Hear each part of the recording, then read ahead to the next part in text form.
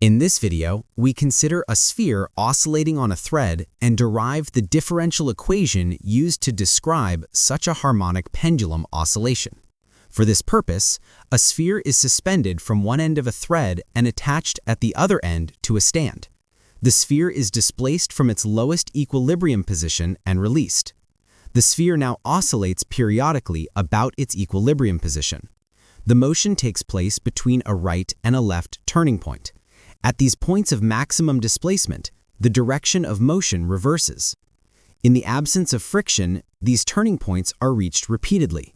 The sphere repeatedly passes through the equilibrium position, where the velocity is at its maximum. Now let us look at the process in more detail from a kinetic perspective. Initially, the sphere is at rest in its equilibrium position. We displace the sphere by a certain angle to the right. When the sphere is released, it accelerates toward its equilibrium position due to the force of gravity. The sphere moves faster and faster, but as the displacement decreases, the accelerating force becomes smaller. Thus, the velocity increases steadily toward the equilibrium position, but at a decreasing rate. At the equilibrium position, the velocity is at its maximum and the tangential acceleration becomes zero. The sphere then passes through the equilibrium position toward the left. To the left of the static equilibrium position, gravity causes the sphere to decelerate, so that its velocity gradually decreases until it finally comes to rest at the left turning point. Then the velocity of the sphere increases again toward the equilibrium position until the initial position is reached once more and the oscillation starts again. In order to describe the motion of the sphere mathematically in the form of a time-dependent displacement function, we require, as in the case of the spring oscillation, a differential equation. With this equation, we can then verify a possible displacement function. The corresponding differential equation for the motion of the simple pendulum will therefore be derived in the following. This is done, as usual, by means of a force analysis from which, with the help of Newton's second law of motion, the acceleration can be determined. The acceleration is directly related to the second derivative of the displacement function with respect to time. Now let us consider the oscillating sphere in the illustrated position. In the following, we neglect the mass of the thread in comparison with the mass of the sphere. Furthermore, we consider the sphere as a point mass. As is customary for oscillations, we describe the motion of the sphere starting from the equilibrium position. The oscillation therefore takes place in a coordinate system whose origin is located at the static equilibrium position and which extends to the right along the trajectory as illustrated. The motion is thus initially described along a circular path. Now let us examine more closely the forces acting on the sphere in the position shown. In this state, two forces act on the sphere. First, the gravitational force, which pulls the sphere back toward the equilibrium position, and second, the tension in the thread that prevents the sphere from falling straight down and instead forces it to move along a circular path. For the acceleration in the tangential direction, however, not the entire gravitational force of the sphere is relevant, but only the component that acts tangentially along the circular path and thus accelerates the sphere along that path. Perpendicular to the trajectory, there is no acceleration in the sense of an increase in speed. Nevertheless, a force and therefore an acceleration act perpendicular to the path as well. This acceleration does not increase the magnitude of velocity, but merely changes its direction, thus maintaining the circular path. The resultant force acting along the direction of the thread corresponds to the centripetal force that constrains the body to the circular path, whereas the resultant tangential force causes a change in the magnitude of the velocity along this circular trajectory. Since we are only describing the motion of the sphere along the circular trajectory, we need only the component of the gravitational force that acts parallel to the circular path and thus accelerates the sphere along that path. The decomposition of the gravitational force can in principle be compared with the decomposition of forces on an inclined plane. The angle of inclination corresponds to the angular displacement phi, so that the downslope component of the gravitational force corresponds to the restoring force. This force component can be determined using the sign of the angle phi. It must be noted that the restoring force acts in the negative coordinate direction opposite to the displacement and that a negative sign must therefore be introduced. This principle also applies to a negative displacement to the left, since in this case, the angle phi is negative, and therefore when combined with the negative sign, the restoring force becomes positive. In this situation, the restoring force for a negative displacement to the left acts to the right. If the negative sign were not included in the formula for the restoring force, the subsequently derived differential equation would have no valid solution, since this sign expresses the characteristic feature of a mechanical oscillation. Displacement and restoring force always act in opposite directions. This leads to the indicated relationship between the restoring force and the angular displacement phi. We will express this angular displacement in radians, which allows us to easily relate it to the displacement s. An angle in radians is defined as the quotient of the arc length b and the radius r. In our case, the arc length corresponds precisely to the displacement s along the circular path, and the radius corresponds to the pendulum length.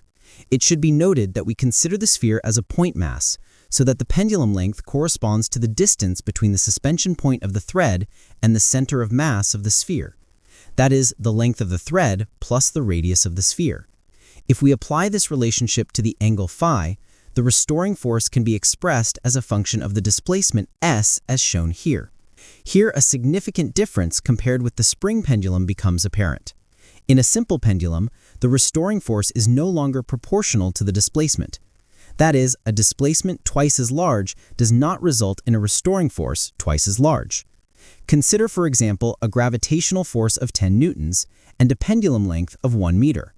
For a displacement of 30 centimeters, the restoring force amounts to 3 newtons.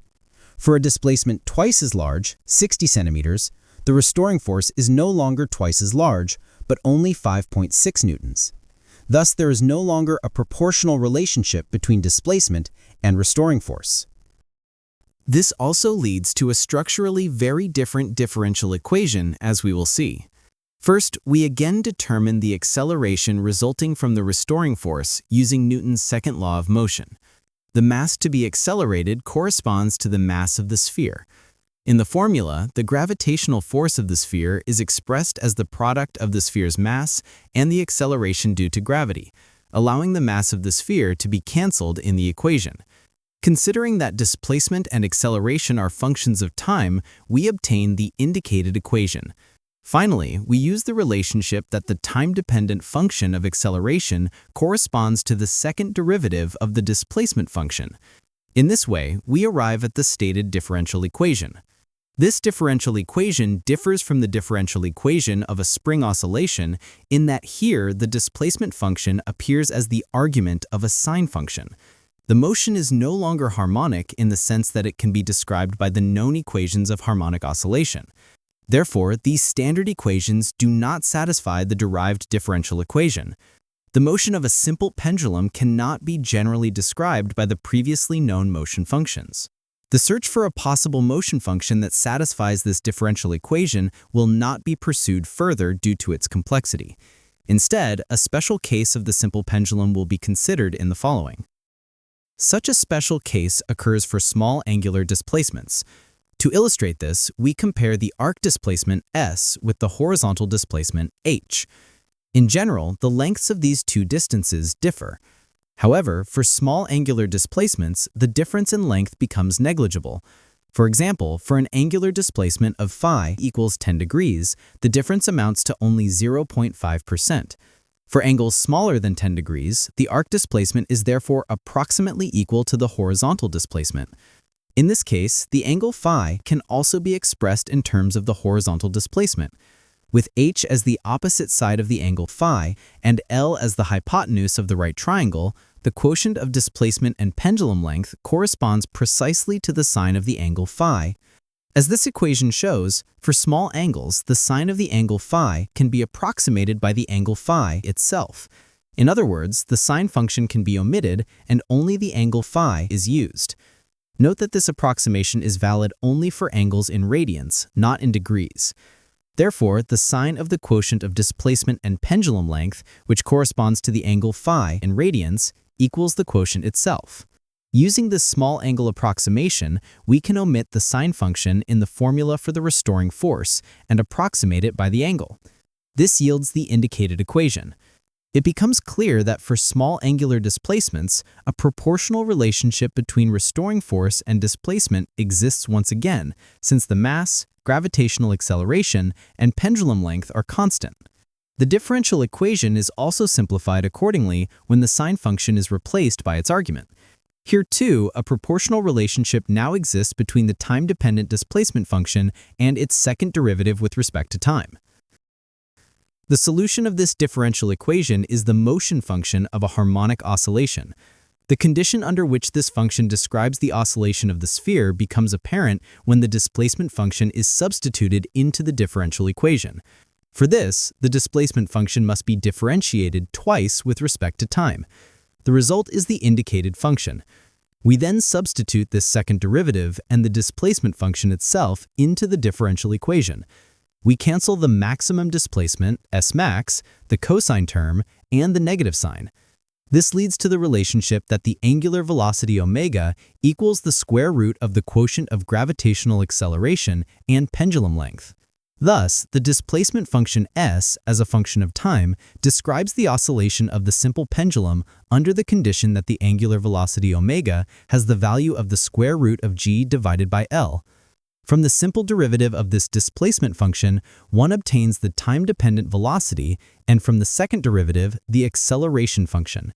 Since the angular velocity omega is linked to the frequency f and the period t, the oscillation frequency and period of the pendulum can be determined as indicated. It should be noted that both the frequency and the period depend neither on the mass of the pendulum nor on the displacement as long as small angular displacements are considered. Only the gravitational acceleration and pendulum length affect the period and frequency.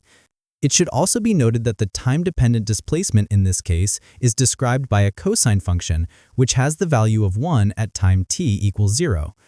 Therefore, at the beginning of the motion, the pendulum is displaced to the maximum value S max in the positive direction. If the motion of the pendulum at time t equals 0 is to be described starting from the equilibrium position, a sine function must be used instead of a cosine function. The velocity and acceleration functions must then be adapted accordingly. It should be noted that the derivation of the differential equation is based on the assumption that the horizontal displacement and the arc displacement do not significantly differ. Therefore, the indicated displacement function S as a function of time can be used to describe both the arc and horizontal displacements. There is no significant difference. This also applies to the description of velocity and acceleration. Caution is also advised regarding the term angular velocity. The angular velocity omega does not describe the rate at which the angular displacement phi changes. In the case of a simple pendulum, the angular velocity omega is again related to a circular motion, the projection of which describes the oscillation. If the angular velocity of a rotating disk is set to the value of the square root of g divided by L, the projection of this circular motion is synchronized with the motion of the oscillating sphere. I hope you enjoyed the video. Don't forget to like, comment, and subscribe if you want to see more.